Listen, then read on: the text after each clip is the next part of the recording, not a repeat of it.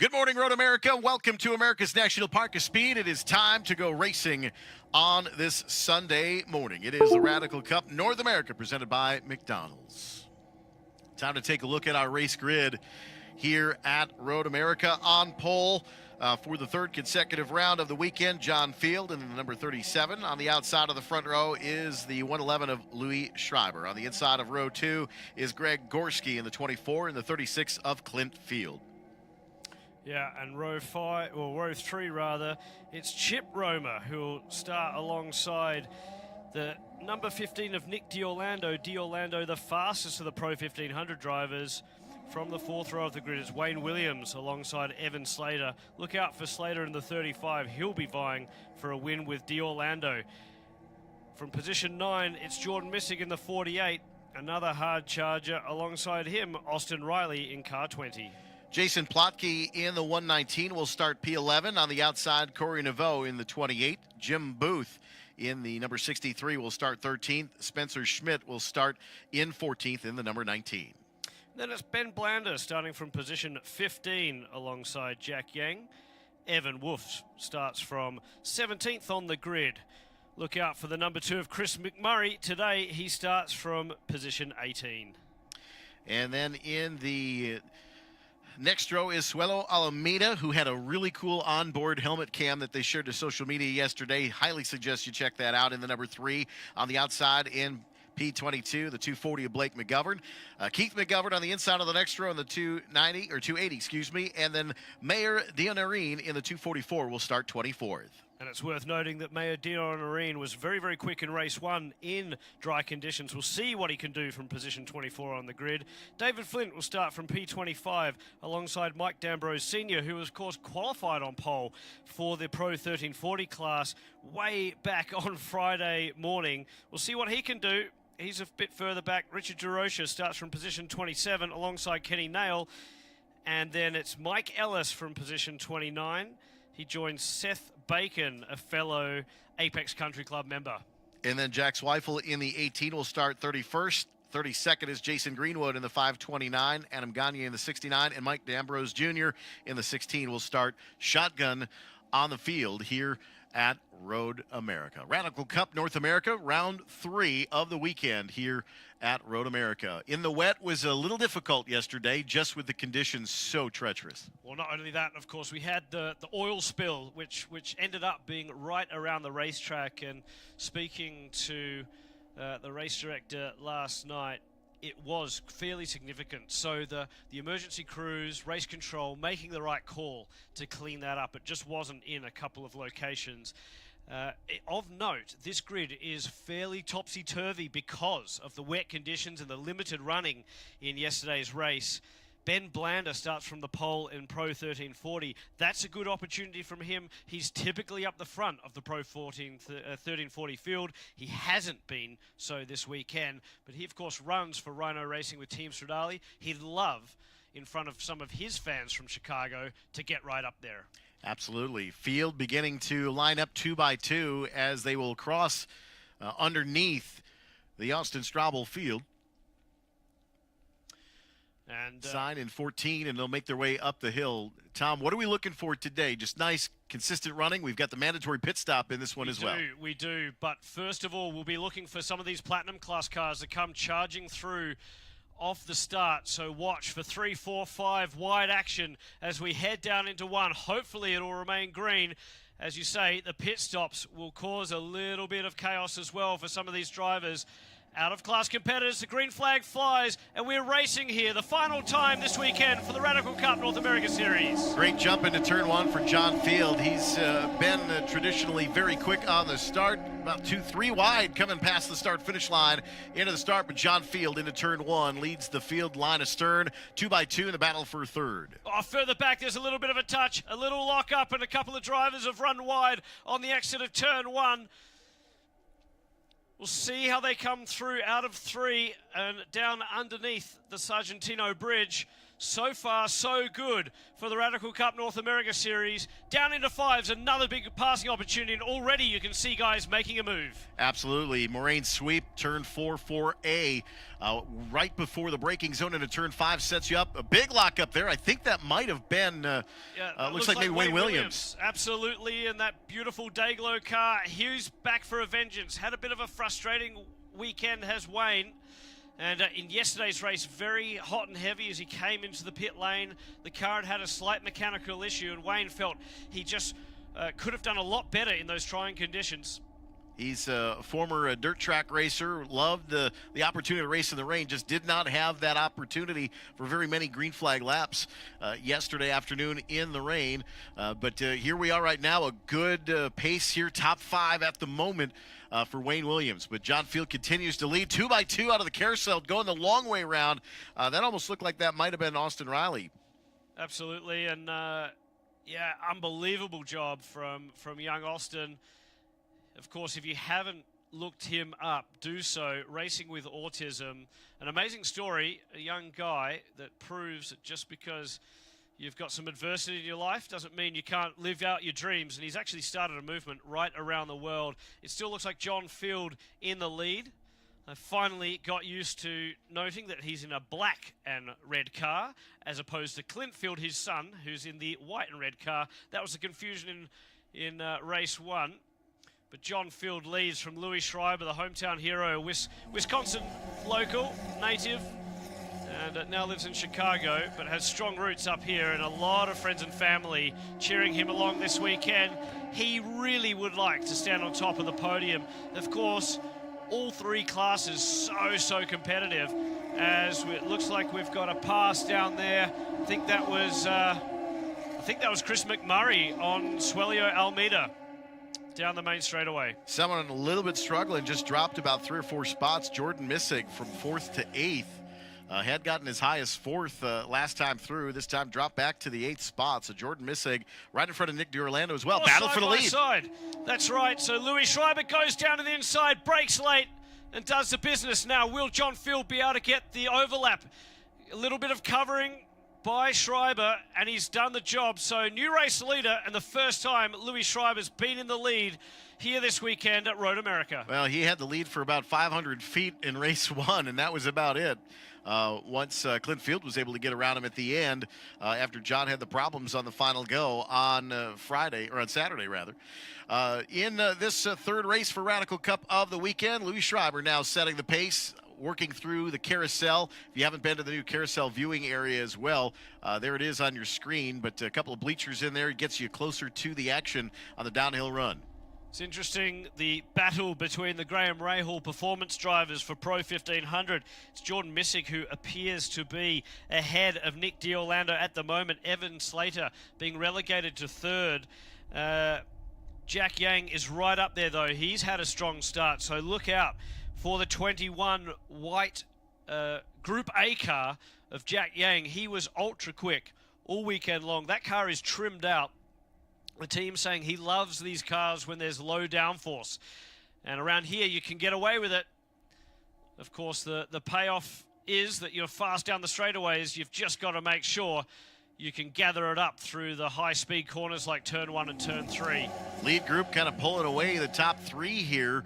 All in nose to stern. Louis Schreiber, John Field, Chip Romer, Clint Field about a second back from there, and then Wayne Williams, Jason Plotke, and Jim Booth. And we've got the 61 off at 12. Yeah, that's Mike Anzaldi in the 61, longtime competitor in Radical Cup, and he's obviously decided that's game over.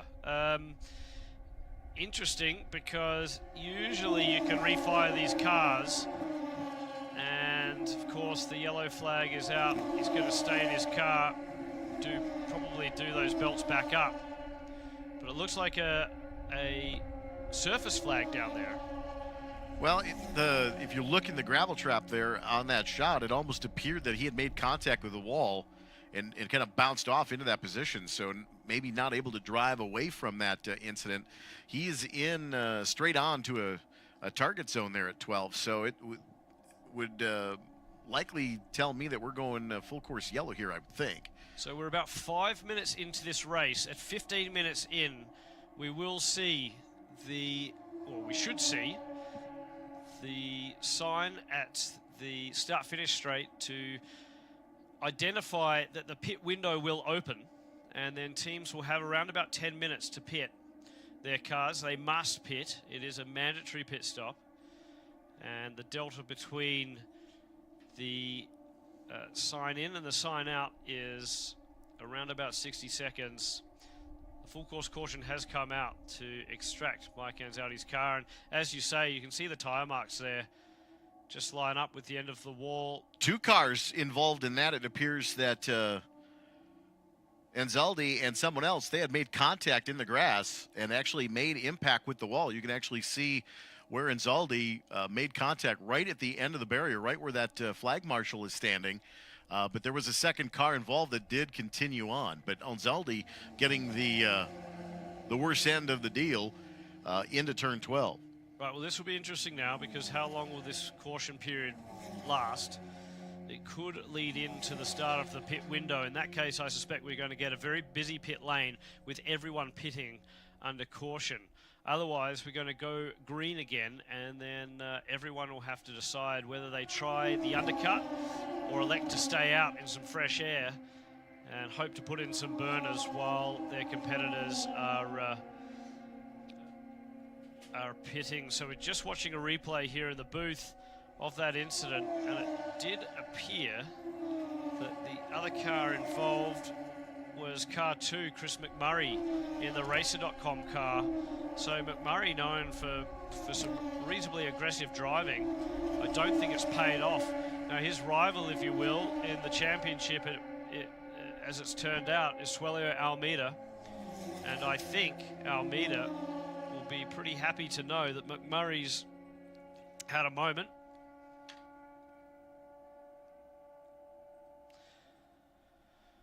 So, looks like Anzaldi was almost forced off the edge of the racetrack there. Yeah, it looks like McMurray was kind of moving left to move right, setting up for a little bit different apex entry. It almost appeared to be Anzaldi maybe in the blind spot with that situation. So under the yellow for the first time here with Radical Cup North America, 31 and just under 32 minutes remaining.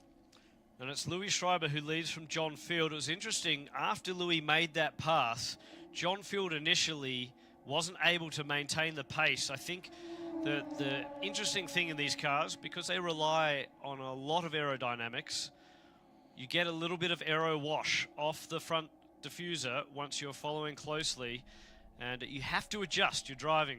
The line has to be a little bit different, the turn-in points. Just have to think about how the balance is going to be affected. And initially, John Field couldn't maintain the pace of Louis Schreiber, but by the end of the lap and into turn 1, he was right on the backside of the 111 machine. So the restart's going to be interesting. Of course, the pit stops will also throw a cat amongst the pigeons. Chip Roma, the number 5, will be another one to look out for in the Platinum class. He currently sits 3rd. Wayne Williams is 5th behind Clint Field.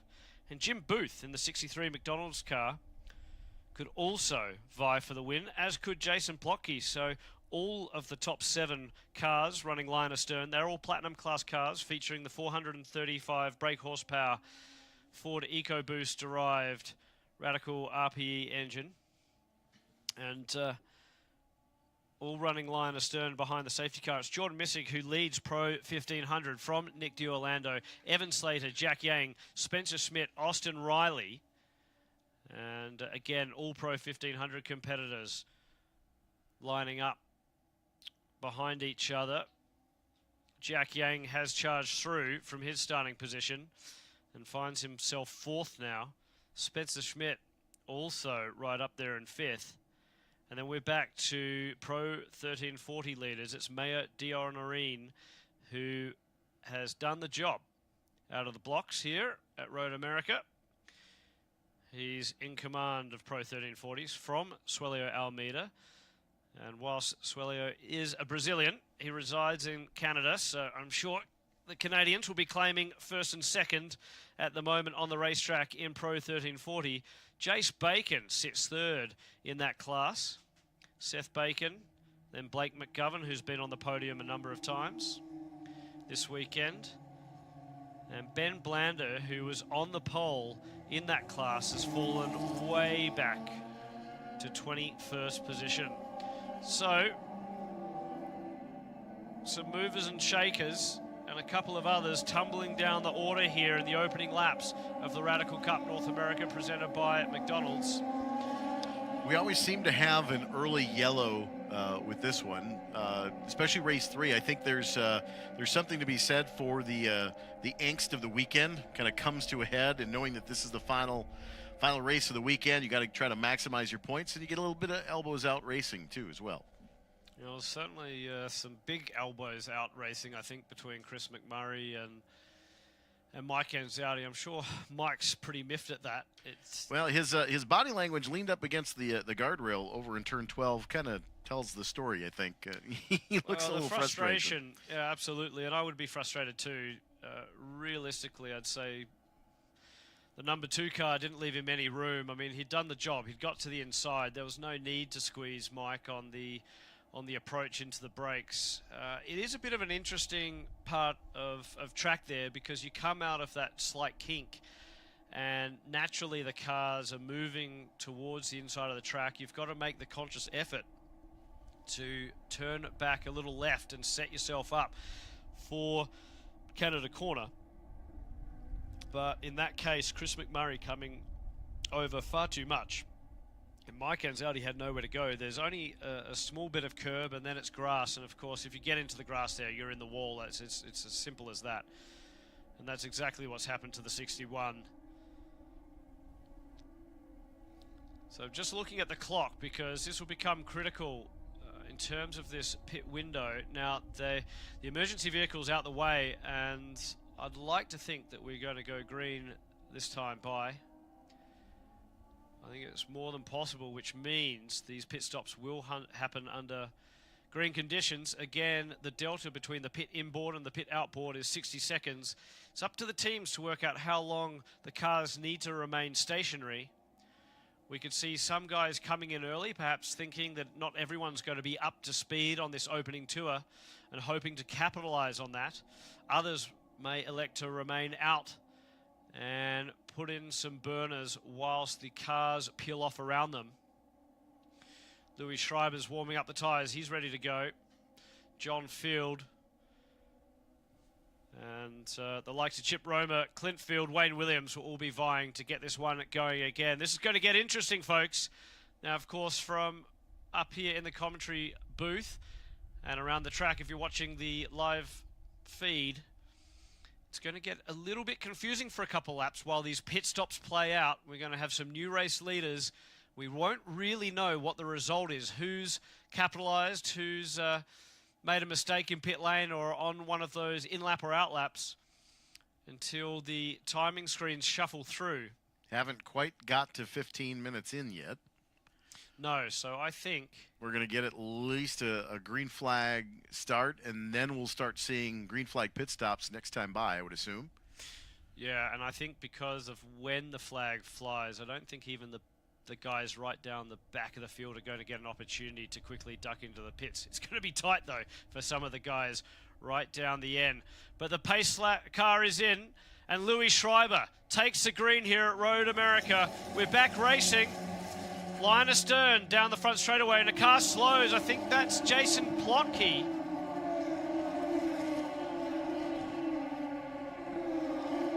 Wait and see. Still not up to speed.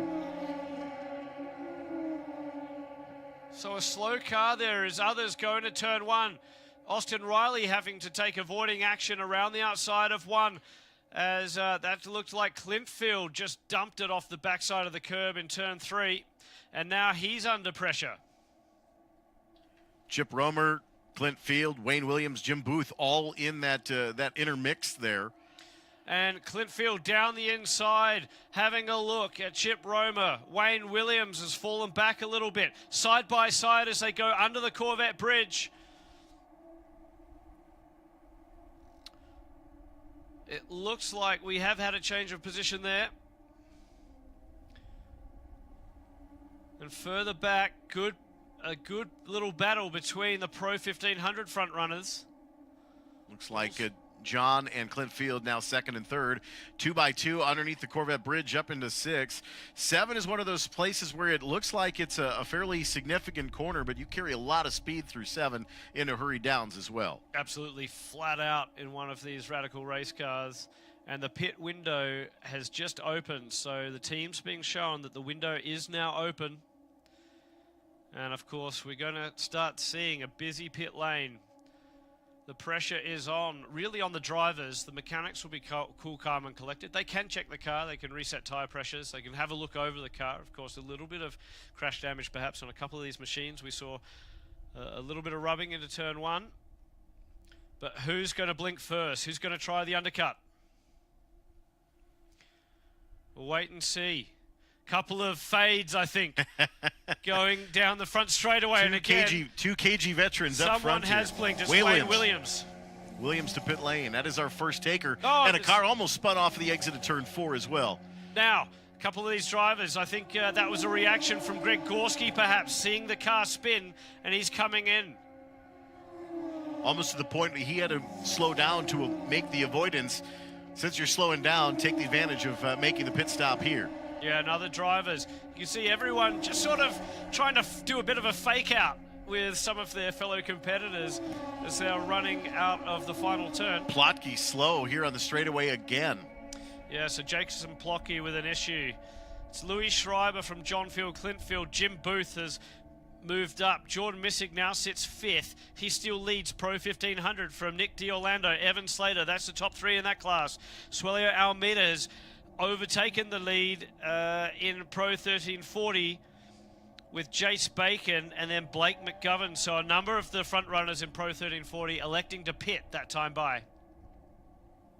So trying to pick up Jason Plotke to see if he's picked up any speed whatsoever, and I don't believe so on the exit of 3. Now Plotke also has to think about points, so it's worth remaining out there, perhaps just trying to bank a few laps, just to make sure if anyone else has an issue. Well, I was almost to the point of thinking that maybe it's a gearbox issue where he doesn't have a high gear. We have seen one earlier this weekend. It's very rare for the gearboxes in the SR10s to have issues, but yeah, you can see there he's not at full pace.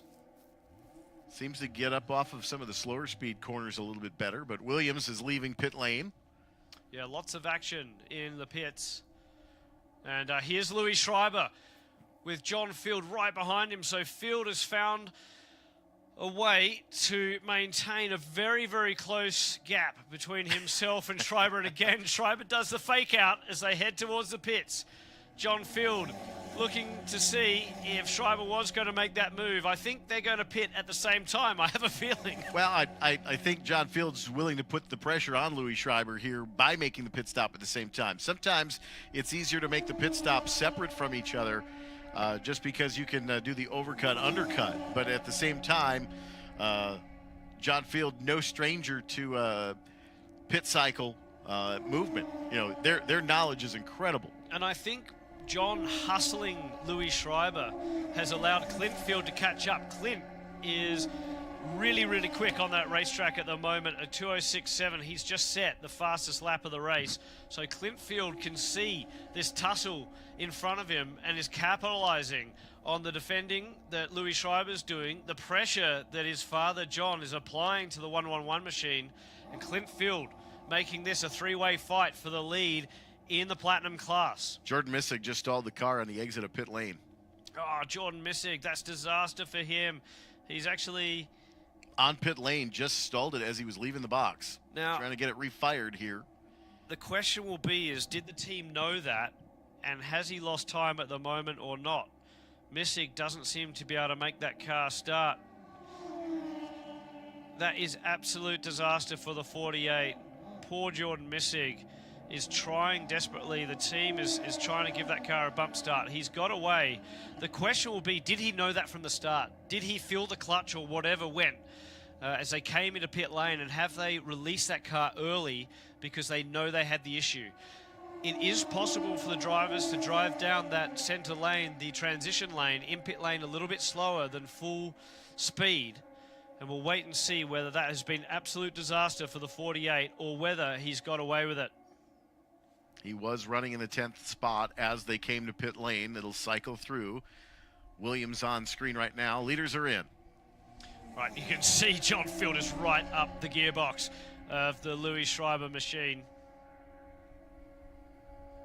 Very, very close as they trundle down. It's an eternity here down the front stretch. While you can hear the cars blast past you and you're trundling down pit lane at 40 miles an hour, then you have to come to a stop. All top three are all in. Around about 30 seconds. So quite a conventional moment. I believe that was Jim Booth that just went through as well. Nick DiOrlando in. So we'll wait and see what happens here. Teams just calmly going about their business. The drivers, the nerves will start creeping in as the clock continues to count. It just feels like forever as you're waiting there. You can hear the cars run past. Swellia Almeida is in, Jace Bacon, so a lot of guys starting to pit. Chris McMurray waving at someone there as the 75 of David Flint just held a couple of people up, I think. Swellia Almeida just being rolled back slightly in the box. And also looks like a little bit of drama getting away from the stop for Austin Riley. Almeida's out in car 3. Looks like the field's got around Louis Schreiber. And that's where it's so crucial to get a strong outlap. Of course, the tires start to cool down. You've got to try and pick your mark into turn 1 from the pit lane, which is not the normal race speed. Obviously a lot slower out of pit lane, and that might have caught Louis Schreiber out. In fact, it looks like Clint got out in front. I was going to say, we've had quite the shuffle in the pits. Now, the other thing to keep note on will be the pit stop times. Has someone made an error? Making sure that they're long enough. Yeah, it's easy as a driver to just send it before the signal's been given and perhaps just speed up a little bit before you get to the end of the pit lane speed limit sign. So we'll wait and see how this plays out. But at the moment, even though they might not be on the racetrack, John Field is the effective leader in this race.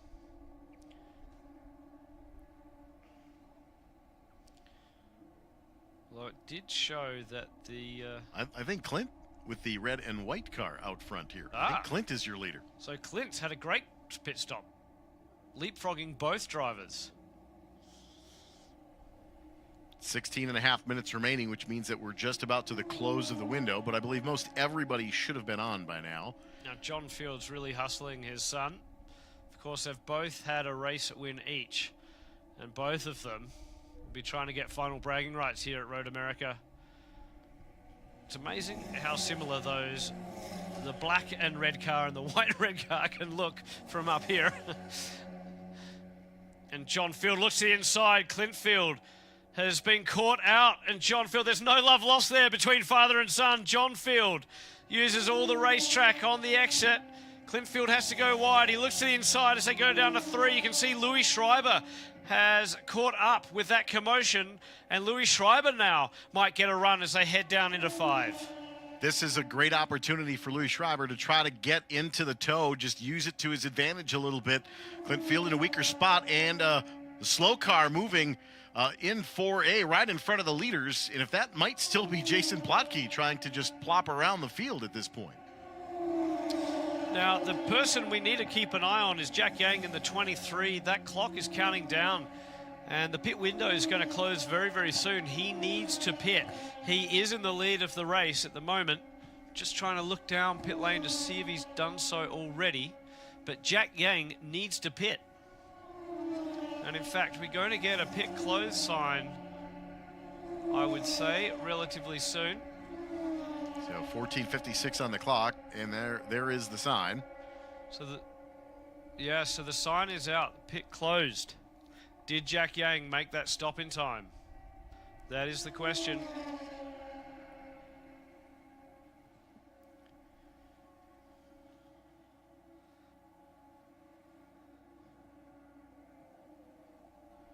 So John Field wiggling away under brakes into turn 12. You can see he used a little bit more track.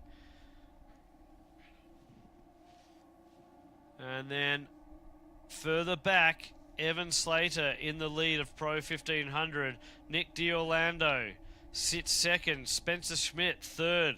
Austin Riley fourth. So definitely tumbling down the order has been. Well, I do see that John Field's at the pointy end of the field now, so that tells me that Jack Yang did in fact pit last time through. Yeah, so he must have got in just before the window closed. Thank God for that, because Jack Yang's been doing a cracker job this weekend, and this could be the chance that he needs. If he got some clean air, we know how fast he was in qualifying, in race 1 in the dry. Jack Yang, where will he come out of all of this? I believe he just cycled through second place in Pro 1500 right behind Evan Slater. Wow, so that's a huge move in that round of pit stops for Jack Yang. Also, too, for Evan Slater. Nick D'Orlando relegated for third. So now as the order sorts itself out, we're seeing who made amends, if you will, in the round of pit stops. And would you believe it's Jace Bacon who's come out on top in Pro 1340. Jordan Missick dropped 11 positions because of the problems on pit lane.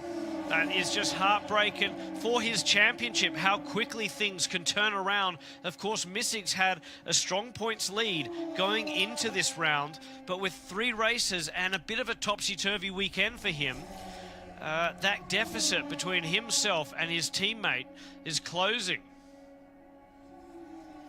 John Field just sets a 2:06.5. That's the fastest one we've seen for this race. What can Mayor D'Honorine do? He's behind Jace Bacon. So Suelio Almeida's just dropped back behind Chris McMurray. So the front runners in Pro 1340 all running line astern. That'll be an interesting battle to try and pick up. The 999 of Jace Bacon, can he hold on and remain in front? Battle at the front of the field is, of course, the platinum category with the SR10s. The 1340s, 1500s are the SR3s. And you can see there a good gaggle of cars coming down through Hurry Downs. Side-by-side action again. Oh, it's really tight on the exit of that corner. How will they go into the carousel? I believe that's Jordan Missick trying to race his way back through the field here. Will anyone be brave enough to go around the outside? It's a little bit easier in the wet conditions. And through the kink, one of the most famous corners in all of motorsport. Again, having a look down into turn 12, you can see how much that bends to the left before you have to turn right. And it's easy to get a little bit of out of shape. It's amazing how Chris McMurray has come back through the field. I do suspect, though, that Chris is going to be docked with yet another penalty. And I say yet another one because he's had a few this season.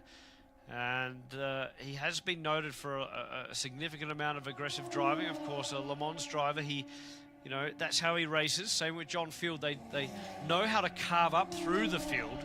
But, there's one thing to give someone a kiss on the way through. It's another thing to send them into the scenery. And unfortunately, I think it's going to be hard to say that that was just a racing incident with Mike Anzaldi.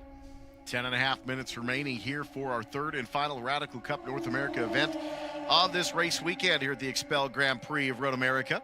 You can see Mayor D'Honorine right behind Jace Bacon as they head down under the Sargentino Bridge. Jace Bacon with a new white nose on the front of his car. So here they are, Jace Bacon. And someone having a look, that's Chris McMurray to the outside of Mayor D'Honorine as they go down. Mayor defending into turn 5. Pushes Chris a little bit wide, that's okay. But Suelio Almeida, that's allowed him to get a run on McMurray down into turn 6. A little bit of a hip check, got a little bit of a taste of his own medicine. Well, perhaps. I got to say, Suelio Almeida, the sim racer come real world racer, is learning from one of the best in Chris McMurray, but he's starting to realize he's got to be elbows out. You've got to give a little bit if you're going to get it from a fellow competitor. And Almeida showing he's not going to be intimidated by the number 2 of McMurray. He certainly saw a fair bit of that car at Barber, and now Almeida repays the favor, as you mentioned. John Field continues to set the pace here. Louis Schreiber, Clint Field, Jim Booth to 4th, Chip Romer 5th, Evan Slater 6th overall, and Slater leading the Pro 1500 category. Jack Yang and Nick D'Orlando 6th, 7th, 8th overall, but that is the battle for the podium. Oh, look at in 1500. this. A little bit of a tussle there in 12. Again, 3 wide on the exit to Thunder Valley. Who's going to give? Getting really, really tight through there. It's not what you want to see. Someone has gone slow, so I think that's one of the back markers. And just getting squeezed out there by the front runners. So what has that done to this battle? There's Wayne Williams going up the front straight away. Greg Gorski, perhaps. So Almeida's in there. McMurray's fallen back. Has he? No, he's okay. So it's Jace Bacon, McMurray, and then Mayo Dito Noreen. I think that was actually Mike Ellis that had the problem in 12. Yeah, and you know what has happened is Almeida's now in the lead of Pro 1340 with Jace Bacon behind him. Dion Noreen lost out in that commotion with the back marker. So, been relegated down the order. And we've got a new race leader in Suelio Almeida for Pro 1340. We saw how racy he was on the back of McMurray and clearing him. Let's talk a little bit about the 529 of Jason Greenwood. Started 32nd in the field, 13th overall now. So Greenwood in the platinum category, starting in the back. Again, we saw kind of a mixed up grid just because of the race pace that sets the grid for race 3 out of race 2 in the rain yesterday. But Jason Greenwood in the platinum category trying to race his way back towards the front. Yeah, now I don't know whether it's because he's got evidence against someone else, but already from Scott Elkins in race control, he wants to see the video from car 529, Jason Greenwood, along with 75, car 60, car 18, but crucially car 2 and 61. That's Mike Anzaldi and Chris McMurray. So suspect these results will be provisional at the end of this one. But right now, we've got a great battle on our hands. 2x2 in the kink. McMurray has Dion Noreen go through the young kid. He's not even old enough to drink the champagne on the podium, showing one of the oldest guys in the series. And we see, I think that's a dive plane getting flicked up. So side-by-side action again from the Pro 1340 drivers as Blake McGovern has a crack on Chris McMurray, who's fallen back through the pack. You wonder if a little bit of contact with Mike Anzaldi in 12 and then the contact with Almeida up in to 6, maybe something awry with the number 2 Racer Magazine machine for McMurray. Now, Blake McGovern's found himself in a good spot here. What can he do? He's only 1 place away from a podium. It's, again, Suelio Almeida, Jace Bacon, Mayo Dion Noreen, and then Blake McGovern. McMurray now 5th in class, but as we suspect, or as we expect, he will fall down the order because of a post-race penalty. It's still John Field from Louis Schreiber and Clint Field out the front in the platinum class, and it's Evan Slater. Could we see him on the top of the podium in Pro 1500 from Jack Yang, Nick D'Orlando? Could Evan Slater finally break through for a win and stop this winning streak from Graham Rahal Performance? Well, you know, in this situation, Evan Slater has driven a fairly flawless race here so far with 5.5 minutes remaining to get up front. Executed the strategy with the pit stop perfectly, and able to jump around Jack Yang and Nick D'Orlando. Not a surprise though. Slater has been consistent all season long. Absolutely, and I'm just trying to see the gap between Slater and Jack Yang. Because, again, Yang was extremely quick, and he really deserves a win, does Jack Yang this weekend. He will be looking like, in fact, they've just gone past, and it's pretty close. So the gap there is accurate. It's only 0.3 of a second. Evan Slater under pressure now through turn 1, turn 3. If you're in that part of the racetrack, the fight is on, and we've got a car off to track left. Where's that? That's just out of 8. That's just before the Speedville Bridge. Back in movement.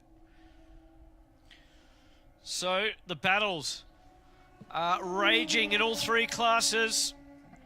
Perhaps we can see some of this Pro 1500 lead because Evan Slater in the 35 EVR machine is under all sorts of pressure from Group A's Jack Yang in the 21.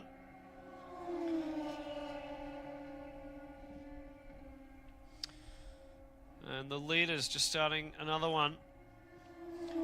So we're getting a blue flag out.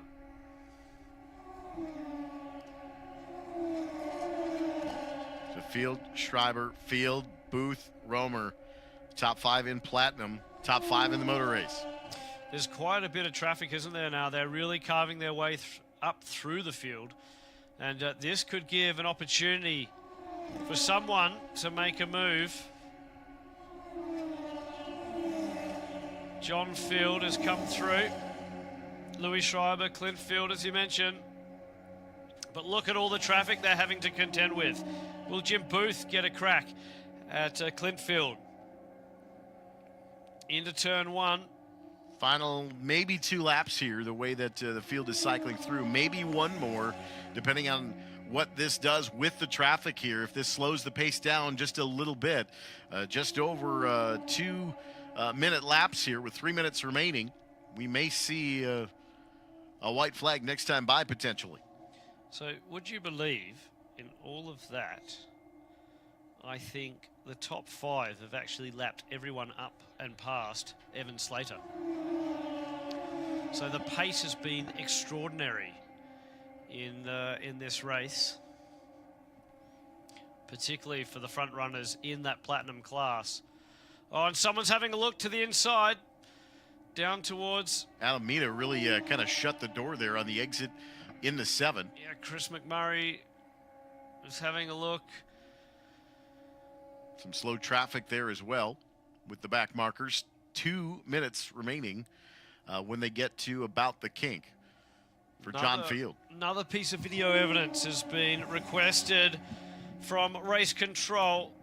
So lots of action out there under investigation. Just trying to keep our eyes on Evan Slater and Jack Yang. The gap remains the same. So they're sort of heading down into turn 3, I think. Field, I think, is putting, Clint Field rather, is putting some pressure on Louis Schreiber. Louis Schreiber there. Actually, that could have been a back marker as well. There's another car that looks very similar to Louis in the back half of the field. Well, that car does look like it's got pace, doesn't it? So we did note that Jason Plotke's car, that's the sister car.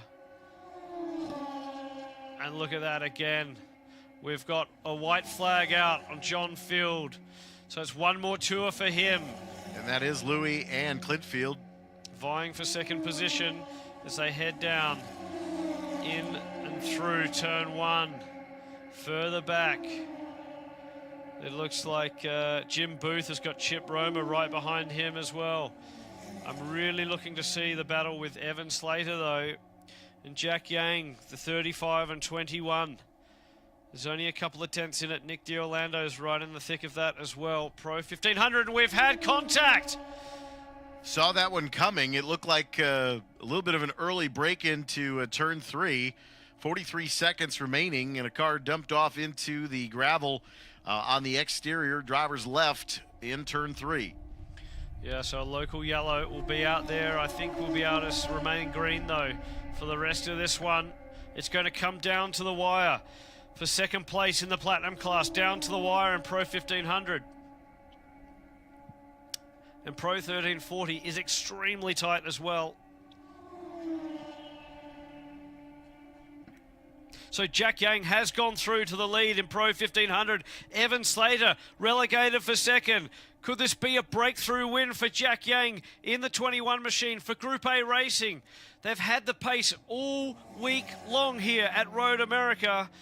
And Jack Yang not just fighting for the gold class element of Pro 1500, it's the outright win that could be on the cards for the slightly older driver against some of these young guns who are looking to make a mark in front of the IndyCar team owners.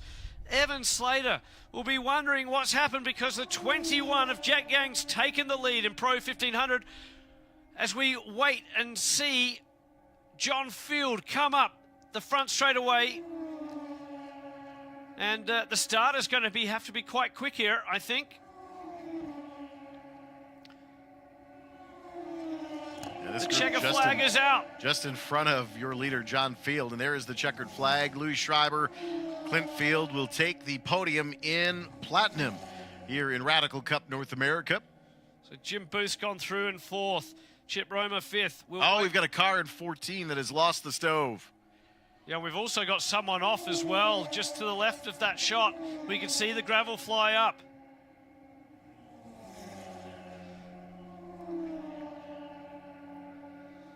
So wait and see what's happened there. It looks to me like Jack Yang is going to take the victory as well. That's Jordan Missig, is it not? It could be Jordan Missig. It could be one of the McGoverns, perhaps. It's definitely a green car. It's a little bit hard to sight.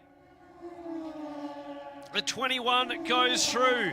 Jack Yang has taken his maiden win in the Radical Cup North America Series. Congratulations to Group A Racing, breaking their drought and breaking a long spate of wins for Graham Rahal Performance.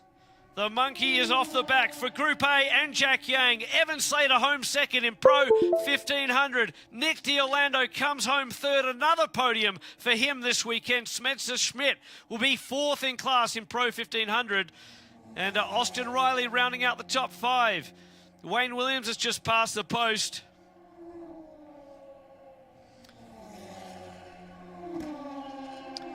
So Missig did go through. Yeah, so Austin Riley has two. Appears to be the 79 that is in the gravel in 14. Just waiting to see. Our leaders in Pro 1340. And that happened right in front of Chip Romer. So that was the back markers that were racing just in front of the leaders. Wow. And I think Almeida's through. Suelio Almeida has taken the win in Pro 1340 again. That's going to be an exciting podium. He is absolutely exuberant on the top step of the podium. Chris McMurray comes through for second, albeit a provisional one. Maya Dionorine will finish third on the racetrack. Jace Bacon, Seth Bacon. So I think we lost, well, Blake McGovern definitely got tumbled down the order there. Ben Blander got shuffled back too in Pro 1340. Kenny Nails had a strong result. Keith McGovern was in the thick of things too. But I just wonder whether it was actually Keith, perhaps. Maybe Evan Wolf. You mentioned a car 7-0. Might have been Evan Wolf who ended up in the gravel trap. Well, that wraps up the action for the Radical Cup North America Series. Thank you to Road America and IndyCar for hosting us this weekend. The teams and drivers now have to prepare for a quick turnaround. They'll be at Laguna Seca in just 2 weeks. A number of teams staying on to re-prep cars. And we'll be back with IndyCar there before we head to the streets of Toronto. And then the final round back over in California at Sonoma Raceway. This is a true national championship, and we're just taking you through the unofficial results there. But it was John Field who took the win from Louis Schreiber and Clint Field in the Platinum class. Jack Yang breaks through for a win from Evan Slater and Nick D'Orlando in Pro 1500. And Suelio Almeida takes another victory in Pro 1340 from Chris McMurray and Maya Dionorine. Tom, thanks as always for joining us for the Radical Cup North America presented by McDonald's here at Road America. Race 3 is included. That will do it for Radical Cup here this weekend at Road America. But stay tuned, race fans. One of the best